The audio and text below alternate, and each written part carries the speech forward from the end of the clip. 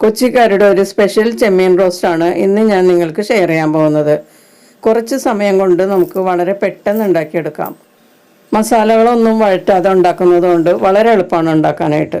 ഇതിനു വേണ്ടി ഒരു കുഴിവെള്ള ചട്ടി വെച്ചിട്ടുണ്ട്. അതിലേക്ക് 1/2 കിലോ ചെമ്മീൻ ക്ലീൻ ചെയ്തതാണ്. അപ്പോൾ ഏകദേശം 400 ഗ്രാം ഉണ്ടാവും. ഇതിലേക്ക് ഒരു 150 ഗ്രാം ഉള്ളി വട്ടത്തിൽ അരിഞ്ഞത് ചേർക്കുക. ഉള്ളി തന്നെ ചേർക്കണം കേട്ടോ, എന്നാലേ ഇതിൻ്റെ ഈ ടേസ്റ്റ് വരുള്ളൂ.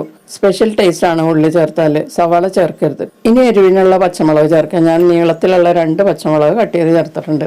പിന്നെ ഒരു 4-5 ചെറിയ വെളുത്തുള്ളി ചതച്ച് ചേർക്കുക. പിന്നെ നാടൻ മുളക് തരിതരിയായി പൊടിച്ചത് ചേർക്കുക 2 ടീസ്പൂൺ.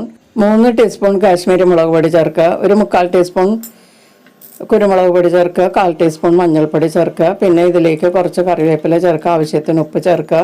1 ടേബിൾ സ്പൂൺ വെളിച്ചെണ്ണയും കൂടി ചേർത്ത് നന്നായിട്ട് മിക്സ് ചെയ്ത് മൂടി വെച്ച് ഒന്ന് നല്ലതുപോലെ ചൂടായി കഴിയുമ്പോൾ തുറന്നിട്ട് നല്ലതുപോലെ ഒന്ന് ഇളക്കി കൊടുക്കുക. ഒത്തിരി ഡ്രൈ ആണെങ്കിൽ കുറച്ച് വെള്ളം ചേർത്ത് കൊടുക്കാം. അല്ലെങ്കിൽ തക്കാളി ചേർക്കുന്നവരാണെങ്കിൽ ഇതുപോലെ ഒരു മീഡിയം തക്കാളി പൊടിയായി അരിഞ്ഞ് ചേർക്കാം. ഇനി 1 ടേബിൾ സ്പൂൺ വെളിച്ചെണ്ണയും കൂടി ചേർത്ത് മിക്സ് ചെയ്ത് മൂടി വെച്ച് ഈ ഗ്രേവിയൊക്കെ നല്ല സോഫ്റ്റ് ആകുന്നത് വരെ ലോ ഫ്ലെയിമിൽ വേവിക്കുക.